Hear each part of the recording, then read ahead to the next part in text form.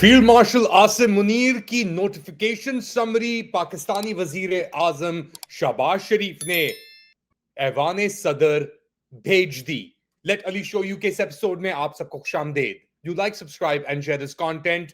Field marshal Syed Asim Munir Shah, जो अपने आप को पाकिस्तान का सबसे ताकतवर इंसान समझते हैं, उन्होंने एक इनफॉर्मल सी गुफ्तगू की ऐवान सदर में।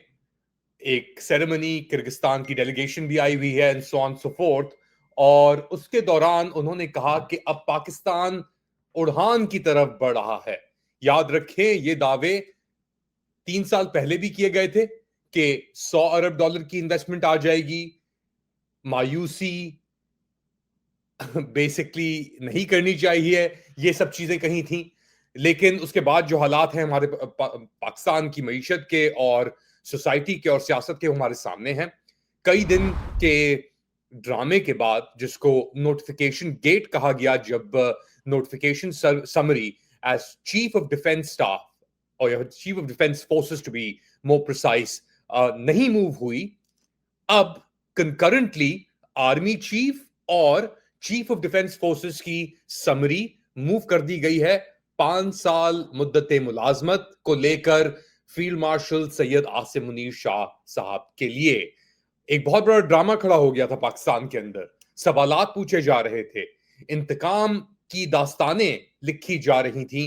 लेकिन एंड के अंदर पाकिस्तान पीपल्स पार्टी और पीएमएलएन, वो दो ग्रोह जो इस पूरे निजाम को सपोर्ट कर रहे हैं, जो उसकी अहलकारी कर रहे हैं, जो उसकी पर्देदारी कर रहे हैं, उन्होंने फिर वही किया जो तवक्को थी। अब पीछे क्या हुआ, क्या नहीं हुआ, इसके क्या कॉन्सिक्वेंसेस होंगे, क्या कॉम्प्रोमाइजेस हुई, क्या अग्रीमेंट्स हुई, नहीं हुई, ये अगले कुछ दिनों और हफ्तों के अंदर और वाजे हो जाएगा। मगर एक बात वाजे है कि इतने ड्रामे के बाद, और ये लास्ट मिनट तक चलता रहा, बाय द वे, मुलाहिजा करें, जियो न्यूज जो पाकिस्तान का सबसे बड़ा प्रोपेगेंडा चैनल है इस वक्त, उसके अंदर अजाज सैयद, जो हमारे दोस्त भी हैं, बड़ा एहतराम करते हैं हम उनका, he is an excellent journalist, मगर एजाज के साथ भी बड़ी ज्यादतियां हुई हैं। और एक ज्यादती जो हुई एजाज के साथ, वो आपको ये मुख्तसर सी साइट पे क्लिप चला के दिखा देता हूं मैं आपको कि क्या हुई। खुद ही आप देख लें और सुन लें। और ब्रेकिंग न्यूज ये है कि field marshal general Asim Munir Pakistan के पहले चीफ ऑफ डिफेंस फोर्सेस मुकर्रर कर दिए गए हैं। सदर मुमलिकत और वजीर आजम के दस्तखतों से नोटिफिकेशन जारी कर दिया गया है। तफसील जानते हैं नुमाइंदा जियो न्यूज एजाज सैयद से। जी एजाज, तफसील बताइए। जी बिल्कुल, सदर आसिफ अली जरदारी के दस्तखत हैं इस नोटिफिकेशन के ऊपर, और साथ ही प्राइम मिनिस्टर शहबाज शरीफ के दस्तखत हैं इस नोटिफिकेशन में। और इसी दौरान एक ताज़ा तरीन कंफर्मेशन सामने आई है, और ये खबर सामने आई है कि ये एक फेक नोटिफिकेशन है। और आपको ये बताते चलें कि ये एक फेक नोटिफिकेशन है जिसकी ये खबर सामने आई है।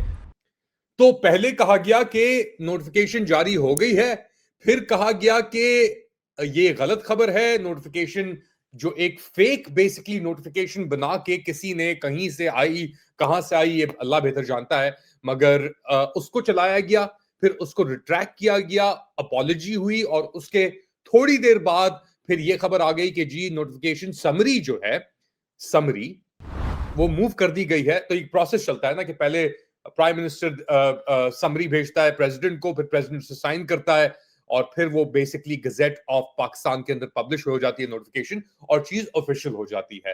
तो जंपिंग द गन, बेसिकली आपने घोड़ा जो कारी थी उससे उससे आगे लगा दी गाड़ी घोड़े के पहले ही। और अफवाहें बहुत गर्दिश कर रही थी, क्या लेन देन हुई, क्या नहीं हुई, ये सब बातें हमने आपके सामने रख दी थी। इनफैक्ट हमने डॉक्टर आयशा सिद्दीका से बात की थी, and she was a bit salty as well कि भाई मैं अफवाहों पे बात नहीं करती, मैं गॉसिप पे बात नहीं करना चाहती। मगर गॉसिप ही गॉसिप इस चीज को आगे चला रही थी। अब किस कॉम्प्रोमाइज पोजीशन इसके, यानी इतना सब कुछ होने के बाद कौन किस हाल के अंदर निकला है। वो कहते हैं ना कि तेरी सुबह का जो रूप है वो तेरी रात की दास्तान बयान कर रहा है। I am not a poet, you can tell, मगर जो सुबह के अब मनाजिर हैं इस सुबह के, और ये सुबह है 5 दिसंबर 2025 की, आखिरी माह दिसंबर का बेसिकली आप चल रहा है, अगले साल 2026 शुरू हो जाएगा। और इस मौके के ऊपर आपके जो फील्ड मार्शल हैं सैयद आसिम मुनीर शाह साहब, वो कह रहे हैं कि अब पाकिस्तान उड़ान की तरफ रवां है। ये कौन सा उड़ान है जहां पे आपकी जेबें खाली हैं, जहां पे आपके बच्चे ओपन मैन होल्स के अंदर गिर रहे हैं, कोई इंतजामिया नहीं है, तबाही हर तरफ है, जंगें हर तरफ छिड़ी हुई हैं। बस एक लाइफ टाइम इम्यूनिटी के साथ अब आपका चीफ ऑफ डिफेंस फोर्स, ये पोजीशन जो 27वीं आईनी तरमीम के बाद क्रिएट की गई थी, जिस पोजीशन ने CJCSC chief joint chief of staff committee जो लास्ट थे साहिर शमशाद मिर्जा, वो रिटायर हुए, तो उसके बाद एक वैक्यूम आया, एक 4 स्टार जनरल का वैक्यूम आया, मगर 5 star general is the field marshal Asim Munir, और वही होंगे आर्मी चीफ, और वही होंगे चीफ ऑफ डिफेंस फोर्सेस। क्या मामला सेटल हो गया? मे बी नॉट क्वाइट, क्योंकि ये तो हैं आपके चीफ ऑफ डिफेंस फोर्सेस, और बेसिकली जो ओवरऑल डिफेंस फोर्सेस हैं जिसके अंदर आर्मी के साथ साथ एयरफोर्स और बहरिया या नेवी भी शामिल है, फजाया और नेवी दोनों शामिल हैं। तो ये आगे किस तरीके से इसकी सिनर्जी किस तरह प्ले आउट होगी, वो एक बहुत बड़ा सवाल है। जो आर्मी कमांड है, क्योंकि आपने इतनी अपनी टोपियां अपने सर पे चढ़ा ली हैं, इतने फेदर अपने कैप में लगा लिए हैं आपने, तो उसके बाद जो आर्मी के अंदर जो कमांड स्ट्रक्चर है वो किस तरीके से प्ले आउट होगा। स्ट्रेटेजिक कमांड की पोजीशंस, 2 4 4 स्टार जनरल्स को एलिवेट करने की बात की जा रही है।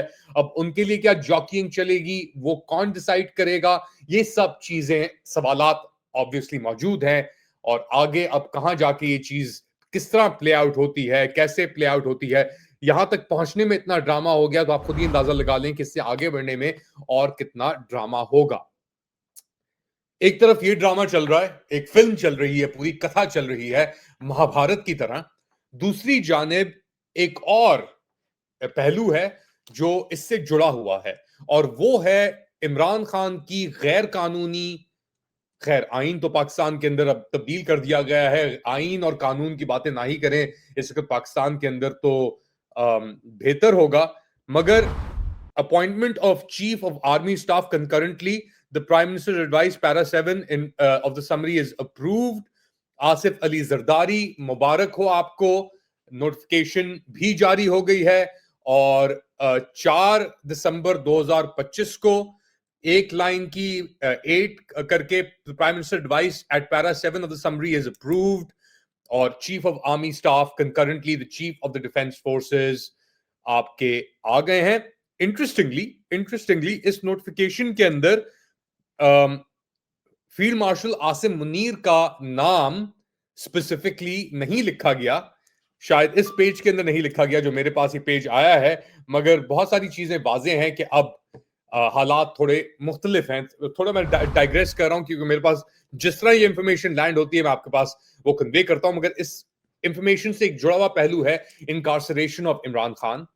और वो इनकार्सरेशन ऑफ इमरान खान जो है वो एक अब उसको ऑफिशियल तरीके से जो ये निजाम है, कठपुतली निजाम, जो अब कंप्लीटली जिसका कमान फील्ड मार्शल के हाथ में आ गया है, उन्होंने इमरान खान की अपनी इंटायर फैमिली इंक्लूडिंग उस्मा खान से मुलाकातों के ऊपर पाबंदी लगा दी है। लास्ट मुलाकात 1 महीने बाद हुई थी, कुछ दिन कबल, जब उस्मा खान बहुत परेशान आई अंदर से और कहा कि जी मेरे भाई को आइसोलेशन में रखा गया है, वो बहुत नाराज थे, और ये एक उनके ऊपर साइकोलॉजिकल एक टेरर किया जा रहा है, टेरर कैंपेन की जा रही है उनके भाई के ऊपर। और उसके बाद एक इमरान खान के ऑफिशियल अकाउंट से एक बहुत लंबी एक ट्वीट भी आई जिसके अंदर उन्होंने डायरेक्टली एड्रेस किया आसिम मुनीर को, और कहा कि ये शख्स है ये एक जहनी मरीज है, और भी बहुत सी दीगर बातें की गई। मगर उसके बाद अब आजम नजीर तारर जो लॉ मिनिस्टर हैं, और उनके साथ साथ कठपुतली information minister Ataullah Tarar, what's up with these Tarars, by the way? Why are they such compromised characters, right? सवाल तो बनता है, और ये बेसिकली ये पाकिस्तानी कैफियत है कि ऐसे कैरेक्टर्स आपकी जिंदगी में, आपकी दुनिया में, आपके मुल्क के अंदर ना सिर्फ आगे आते हैं बट ऊपर तक जाते हैं, और फिर जब गिरते हैं तो वो हमारे सामने एक अलमिया बनता है, मगर हम उससे कुछ सीखते नहीं हैं। तो सुने ये दोनों तारड़ बैठ के यहाँ पे क्या बात कर रहे थे, और फिर बात को आगे बढ़ाते हैं। तो ये let me make it very clear, violation करने वाले किसी शख्स को मुलाकात की इजाजत नहीं है। लॉ एंड ऑर्डर आप क्रिएट करें, writ of the state establish होगी और आपके खिलाफ वहां पे भरपूर कार्रवाई एक्शन। मैं अभी से बता रहा हूं, इस पे make no mistake about it, इस पे कोई अभाव ना रहे कि आप समझें कि जी ये खाली बात हो रही है। इंस्ट्रक्शंस दी जा चुकी हैं, ये अब रोज रोज अडियाला के बाद तमाशा नहीं लगेगा। मौका दिया, मुलाकात करवाई, आपने खिलाफ वर्जी की, कानून की, जाब्ते की, आपकी मुलाकात अब बंद है। तो इमरान खान की मुलाकातें अब नहीं होने दी जाएंगी, और बहुत ही भरम से ये बातें अब कर रहे हैं। आइसोलेशन में पहले ही रखा हुआ है और मुलाकातें बंद करके और दीगर ह्यूमन राइट्स वायलेशंस की जा रही हैं एक साबिक ना सिर्फ वजीर आजम के साथ मगर एक पाकिस्तानी नेशनल आइकॉन के साथ ये सब कुछ किया जा रहा है, ऐसे वक्त पे जब पाकिस्तान के अंदर जमहूरियत तो खत्म हो चुकी है, निजाम उरूज पे है, लेकिन अदलिया यानी बिल्कुल उस दफन कर दिया गया है और कोई गुंजाइश नहीं छोड़ी गई। अब उसके ऊपर आप और तशद्दुद कर रहे हैं कि जी हमारे निजाम को ललकार रहे हैं।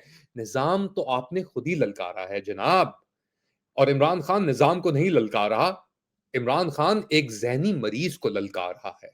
और आपके अंदर कुछ अगर बचा हुआ है इन कठपुतलियों के अंदर, जो नहीं है ऑब्वियसली, कठपुतलियों में जो कुछ बचा हुआ है उनको ललकार रहा है कि भाई ये जहनी मरीज तो इसने हमें तो डुबा दिया है, तुम भी डूबोगे इसके अंदर ही। अब जो कुछ बच गया है वो भी डूबेगा।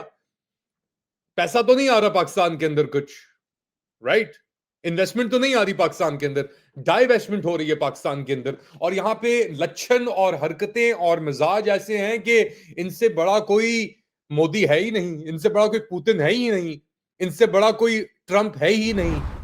हमारा तो यकीन है कि हमारा यकीन है और ईमान है इस चीज के ऊपर कि all things bend towards justice, all arcs of history यानी तारीख के जितनी भी वो हैं, आप कह लें रस्सियां हैं, नोके हैं, शाखें हैं, सब शाखें तारीख की आखिरकार इंसाफ की तरफ ही बढ़ती हैं। और जितना नाइंसाफी होगी जो हो रही है इस वक्त पाकिस्तान के अंदर, खुलेआम नाइंसाफी हो रही है पाकिस्तान के अंदर, यानी इतनी बेदर्दी से बेगैरती से ये अदाएं, ये सब इनजस्टिसेस को ऐसे प्रमोट किया जा रहा है कि यही इंसाफ है। नहीं जनाब, ये इंसाफ नहीं है, ये आपकी गलत फहमी है। और इसके साथ साथ आज एक प्रेस कॉन्फ्रेंस भी बस कुछ ही देर के अंदर होने वाली है आपके डीजी ISPR की, जिसके अंदर तवक्को है कि वो भी पाकिस्तान तहरीक इंसाफ और उसके बानी जो पिछले 2 साल 850 दिन 850 डेज से नजरबंद कैद के अंदर है, उसको और नजरबंद कर दिया है। उसकी फैमिली से मुलाकातें ऑफिशियली कह के कि नहीं होंगी अब। तो ये आपके सामने सिचुएशन है। एक और इवेंट भी हुआ, NFC की मीटिंग, वहां पे बेसिकली जो आपके फाइनेंसेस जो प्रोविंसेस को जाते हैं, जो फंड्स सेंटर से डिवाइड होकर प्रोविंसेस को जाते हैं, अब वो भी कितनी देर रुकते हैं नहीं रुकते हैं हमें नहीं पता। 28वीं आई तरमीम हमारे सर के ऊपर, और उसके अंदर शायद ये भी ले लिया जाए, मगर कोई 300 साढ़े 300 अरब के करीब जो NFC फंड्स का शेयर था खैबर पख्तूनख्वा का, जो पाकिस्तान तहरीक इंसाफ वाहिद आप कह लें प्रोविंस है जिसके अंदर एक डेमोक्रेटिकली इलेक्टेड पीपल्स मैंडेट के ऊपर इलेक्टेड एक हुकूमत है इस वक्त पाकिस्तान के अंदर, क्योंकि बाकी तो पूरा निजाम मैंडेट थेफ्ट और ऐसी की तैसी के ऊपर चल रहा है ना। तो उनकी मुलाकात हुई, फाइनेंस मिनिस्टर वो भी कठपुतली हैं, वो तो सीधा डायरेक्टली GHQ से हैं, औरंगजेब साहब, उनसे NFC अवार्ड्स को लेकर और बड़ा खुशाइन एक तरीके से बात हुई। फैसल वावड़ा के ऊपर भी बात की गई कि फैसल वावड़ा ने कहा था कि इनकी मुलाकात नहीं होगी इमरान खान से, और वो ऑब्वियसली मुलाकात नहीं हुई सोहेल आफरीदी की, मगर सोहेल आफरीदी फिर भी गए अपने प्रोविंस का शेयर मांगने के लिए। अब इतनी किचड़ी बन चुकी है इस पूरे मरहले के अंदर कि कौन कहां से निकले, कौन कैसे निकले, और इनके लक्षण आप देखें, इनकी अदाएं आप देखें, क्योंकि इनके पास ऑब्वियसली अंदर से तो कोई मैंडेट है नहीं, अंदर से तो कोई इनके पास शाखें हैं नहीं, इनका तो पूरा दारोमदार ही चल रहा है कि यार ट्रम्प कुछ दे दे हमें, या MI6 की जो अपॉइंटेड वाइसरॉय है पाकिस्तान के अंदर जेन मैरियट, वो कुछ हमें दे दे। तो मोहसिन नकवी साहब की मुलाकात हुई है जेन मैरियट से, जहां पे उन्होंने ये दस्तावेज पेश किए हैं जेन मैरियट को फॉर द एक्सट्रेडिशन। अब आप अंदाजा लगा लें, आप इन लोगों का ही समझते हैं कि पूरी दुनिया इनकी तरह है, पाकिस्तान है। एक दोस्त अभी अपना गई हुई थी पाकिस्तान, एक निजी चैनल है अंग्रेजी के, उन्होंने लॉन्च किया था, मैं नाम नहीं ले रहा किसी का भी। तो वहां पे जो हुक्मरान हैं, जो चला रहे हैं, मालिकान जो हैं उस चैनल के, 5 महीने वो वहां पे रही। मैं आइडेंटिटी रिवील नहीं करूंगा, मगर पाकिस्तानी नहीं थी वो दोस्त, साबिका कॉलीग है। तो उसका कुछ दिन कबल फोन आया, बड़ा स्ट्रेस के अली, फुल कहानी बताऊंगा कुछ अरसे के अंदर वो पाकिस्तान छोड़ दे, और वो जो ब्लैकमेलिंग और प्रेशर और स्ट्रेसेस डाले जा रहे हैं उसके ऊपर, उसको उस चीज को लेकर उसने कहा, अली मसला ये नहीं है कि वो बेगैरत हैं इतने और कमजर्फ हैं और करप्ट हैं, अपनी डीलिंग से वो बता रही है, और उन लोगों के साथ जो अभी इस वक्त हुक्मरान है पाकिस्तान के अंदर, वो कहती है अली मसला ये है कि ये लोग समझते हैं कि हर कोई इनकी तरह है, हर कोई इनकी तरह बेगैरत है, हर कोई इनकी तरह ब्लैकमेलर है, चोर डकैत डाकू है, जो भी है। यानी जो एक होता है ना मॉरल इनएप्टिट्यूड जो इन लोगों के अंदर है, वो ये समझते हैं कि औरों के अंदर भी वही है। ये एक सहाफी खातून जिसका इंटरनेशनल एक्सपीरियंस है, Pakistan I on a contract, short term contract, एक चैनल लॉन्च करने के लिए, और वो ये बता रही है। और एग्जांपल्स मेरे पास बहुत है, मैं वो भी आपको नहीं दे रहा क्योंकि ऑब्वियसली उसकी भी she wants to leave Pakistan, और कुछ अल्हम्दुलिल्लाह नहीं होगा, क्योंकि पाकिस्तानी गुलाम जो माइंडसेट है ना, गुलामी का माइंडसेट जो है, ये इतना कूट दिया गया है हमें, बरतानवी हुक्मरानों से लेकर इन चपरासियों तक, कि हम अपना सर उठा नहीं सकते। अल्लाह बस पाकिस्तान को अपनी हिफ्ज़-ओ-ईमान में रखे, हम सबको, हम सब पाकिस्तानियों को, सबको तो नहीं, तारड़ जैसे पाकिस्तानियों को नहीं, फील्ड मार्शल जैसे नहीं, शरीफों को नहीं, वो गैरतमंद, वो पाकिस्तानी जो हलाल रिस्क के अंदर, जो इंसाफ के अंदर, जो एक खुदा के अंदर, अल्लाह के अंदर यकीन रखते हैं, और उसके पैगंबर में भी, उन सबको अपने हिफ्ज़-ओ-ईमान में रखे। यही हमारी दुआ है, यही हमारी उम्मीद है। और रखते हैं नहीं, एक हायर पावर, उसमें यकीन होना चाहिए ना इंसान को, चाहे वो मुसलमान हो, नहीं हो, जो भी हो। अगर आपकी इन बुनियादी चीजों के ऊपर यकीन नहीं है ना, तो आप जो भी कुछ कर लें वही चलता रहेगा।